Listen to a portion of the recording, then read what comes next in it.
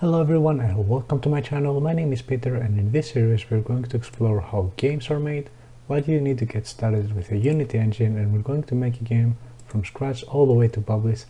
In the way we're going to learn C# from scratch, and I will try, instead of giving you the code ready, to help you to be able to think and code completely on your own. So what you'll need to get started in the series: first you will need to download Unity. It's as simple as going to the website and download the Unity Hub. Now I will show you how to install the Unity editors within the Unity Hub. You might need to download a previous version of Unity instead of having the latest version, because you might encounter a bug that is preventing you from going any further in your project. So it's good to know how. If you already download Unity and you're ready to move on, then you can skip this part. So open your Unity Hub, and on the left side you can find Installs tab. Click on it. You might already have an installation of Unity there by default. If you don't, just click Add. Here you can see the latest official releases of Unity. You can choose which one you want to install, and you can press Next. After that, you will get on Add Module screens. From there you can specify of what you want to make a game for computers, or Android, or iOS, or Linux. It's completely up to you and your end goal. I would like to install the Android support build. I will also like to support Linux support and WebGL support, as well as Windows build support. Now I highly recommend you, in case you don't have Microsoft Visual Studio, you can click that as well. It's going to be a big size, but it's going to provide you with Visual Studio ready to go inside of Unity. And then of course you can press Done, and it will automatically start the installation process. Next, you might want to install Visual Studio Code, as it is lighter and does not have all the heavy features that Visual Studio Community has, and makes loading and working on it a lot harder. I personally use Visual Studio Community that comes with the Unity editor installed, because I have encountered a bug on Visual Studio Code that makes code completely impossible for me. So let's start from the bottom up. What you see on the bottom of the screen is a project tab. Here you will have all the files, scripts, materials, and everything that you will use in your project. Essentially, think it as a folder on your desktop that will keep all of your files. Right now it's almost empty, but trust me, it can get very clustered very fast. Next to the project tab you can now see a console tab. Let's click on it and see what it is. Right now it has nothing, only a few options on the top of the tab. Now here is where any errors or warning will be displayed in case something is not working correctly on our game or script. Will have a warning sign on it depending on how serious the problem is, and it might not even allow you to test the game until you fix the error. Here is where we will work a lot in the beginning of our lessons, as it is also an area where we can print information from the script. Let's move on to the next tab, Animation. It's a little bit of self-explanatory. Here is where you can animate your sprites or 3D objects and create animation controllers, where you can also use them in-game for anything you can imagine. From making an object move or a player run and jump around, anything can be possible. We won't play with the animations for now, but we will do it later in other lessons. Now on the left side of the screen you can see a tab named Hierarchy. In this tab we have all the objects that are currently in our scene. Right now we have only a main camera. Main camera is coming automatically in every scene you create. On the top you can see the scene name.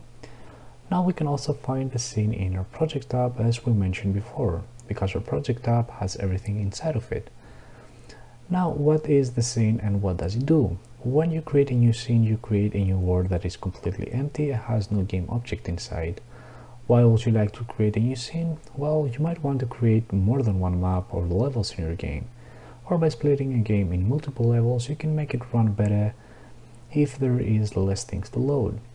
Anytime you create a new scene, there will be a default camera in the hierarchy, as you need it to render the game in the Game tab. Now let's see what the tab next to it do as well. Let's start with the Scene tab. In the Scene tab you can edit your scenes. The scene that contains all the game object, this is where you put your game together. Let's start from the top, where you can see a Shader tab. If you click on it, it will show you a lot of options. It's best to leave this alone for now, as I don't really want to get too deep in the editor, as there are too many things that most likely you're not going to use in the near future, or it's not going to be any useful for you right now, but later on we will come in depth and we'll try to see everything the editor has to offer to us. One thing you might use though is the 2D button it has next to it. This can change the scene between 2-dimensional world and 3-dimensional world. Even though at the beginning we choose the 2D option, that doesn't mean you cannot work in 3 dimensions and otherwise. Unity was first created as a 3D platform and later added 2D support and still is adding to the engine. Just a few years ago the engine didn't even have a 2D lights, so when you created a 2D game, you had to use the 3D lights, and that made things a little bit more complicated. Why would you use 3D in a 2D game? Well, that is a topic for later. There are many reasons why you want to do this. What is that light next to it? Right now, as you can see, it is by default on. That means that when the light is on, the scene uses the light that you have added in the scene. But if you turn it off, then it uses the light that are attached to the scene camera.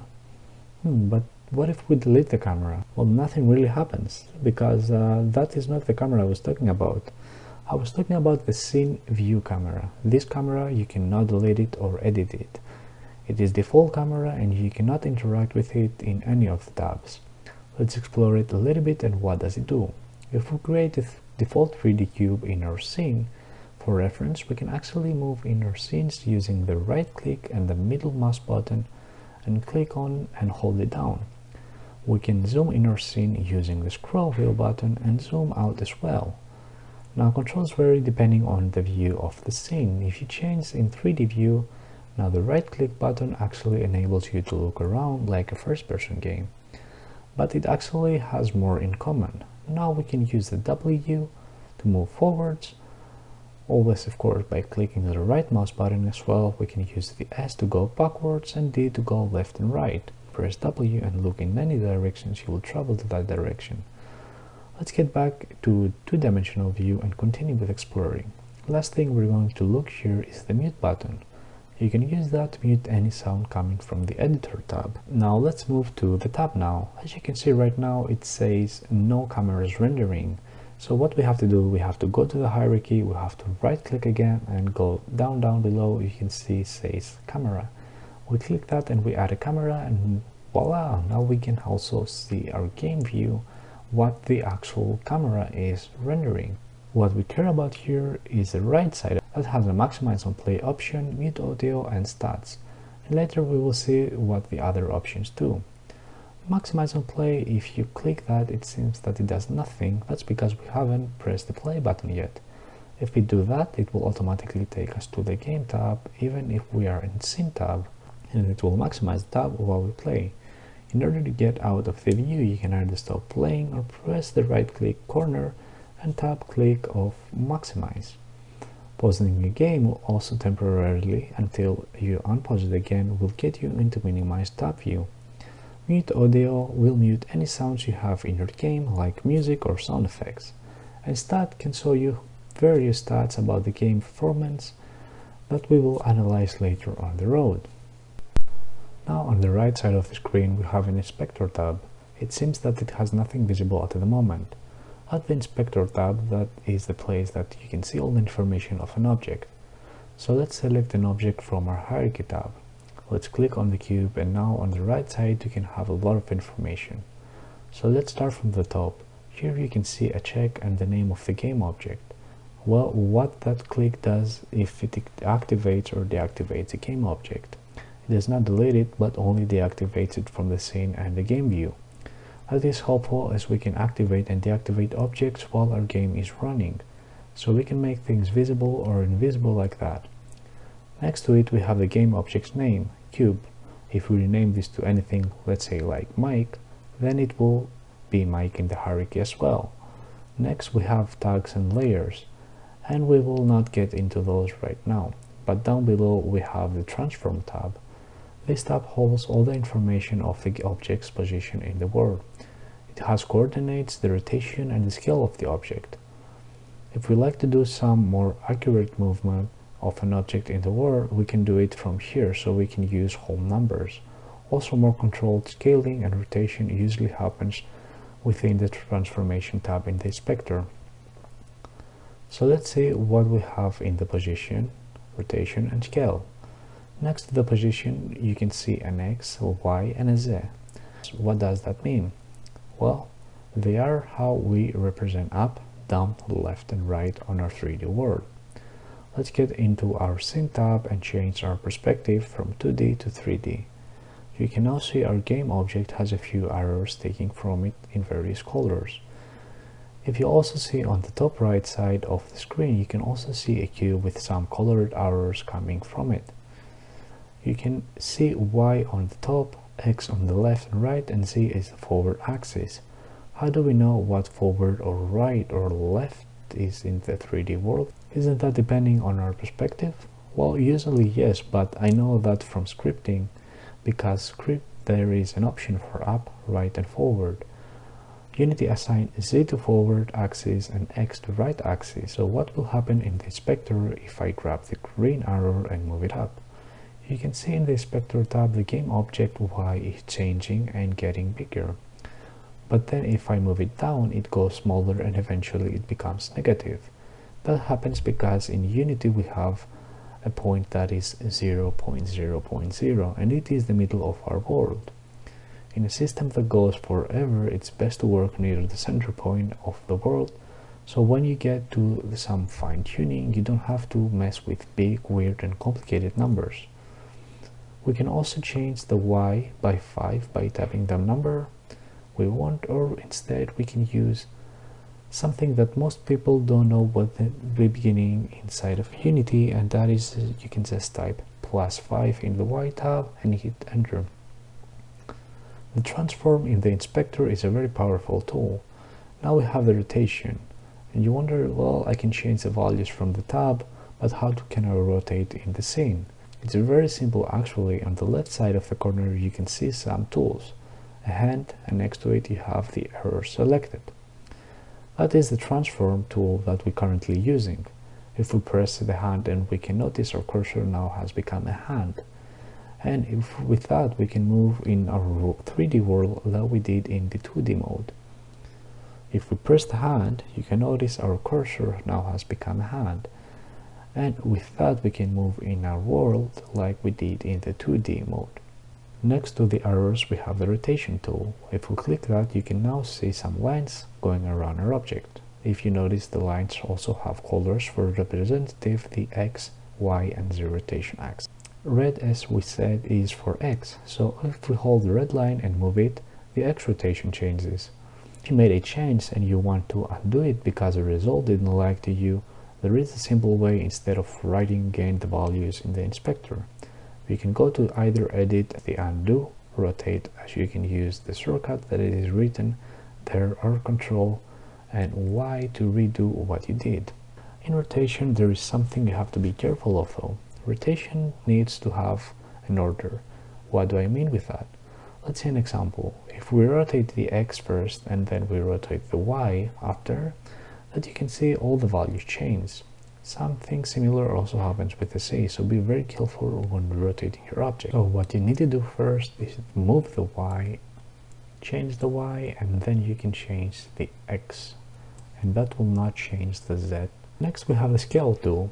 With that you can scale a cube in any axis you want, either in the X or the Y or the Z, by holding the line and moving it in the direction necessary. Or if you wish to scale the object all at once, you can click in the middle of the object until it gets yellow and then scale it up, and all the scale values of course will change. Is there anything you have to be cautious about here? Well, yes, you have to be very careful of not having negative values. If we grab the cube and invert it, we will get what we call a normal face. Essentially, the game object will not be visible anymore because the inside face of the object are not going to render. We will find out in a few lessons about that and why it's so useful. This might not happen with the default cube, but as well getting into 3D model, and we change our cube to a sphere or another shape without deleting it. Well, we can change it from the mesh filter, which is just below the transform. What is a mesh filter? Well, a mesh filter is responsible for rendering your 3D object into the world. If we change the mesh by clicking on the circle, you can now see many informations on the bottom which we don't really care about now. But if we choose now to sphere, you can see it changes the object to a sphere. Now what's happening here? We change our mesh to a sphere, but we still have the same information that we had for the cube, but does that mean? Let's move a bit further down below. You can see now we have a box collider. Well, what is a collider? Well, a collider is responsible for interactions between objects. If an object, like our cube, needs to collide with another cube, then both objects will need to have a collider, because if they don't, they will just go through one each other.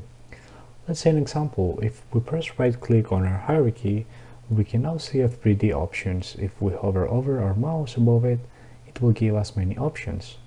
Let's choose a plane, move it in place and put it under our sphere. If we choose our plane, you can now see in the inspector it also has a collider of type mesh. So now if I press play, the two should collide, right? Well, not really. Because although they have the ability to collide, they don't have any physics component on them. That means physics of Unity will not interact with them, and they will just hover there forever. So if we now choose our sphere again and click on the add component, we can see so many options. But all we want to do now is to go to the physics tab, as we want to add physics to our object. Here we have again so many options like colliders and joints and a lot of things. The one that we are interested in right now is rigid body. Now that we added the rigid body, you can see it has a mass value, a drag value and other things, but one very important is the use gravity option that enables the object to use gravity. So now if we press play, our game object will fall and collide with the plane. What will happen if we move the plane collider? We disable the component by the tick, and now we press play, and the sphere went right through it. So the object should have both a collider if we want physics to interact with them. If one of them doesn't have, they will not interact with each other. And don't worry about rigid bodies, we will go in depth maybe in the next video. I hope this makes sense to you. If of course you don't understand or have questions, you can write them on the comments below, or contact me via Facebook, and I will do my best to help you out. I recommend you to play around with Unity. Don't worry if you mess something up, you can always revert to the original layout by pressing Window, go to Layout, revert to factory settings. Play around with it, see what you can make up with. I think this is enough for this lessons. In the next one, I think we'll start working out a little bit of creating a very simple scene and maybe some scripting. You can subscribe to the channel to get notified when the next video is out, and also leave thumbs up or like to support my channel. Thank you very much.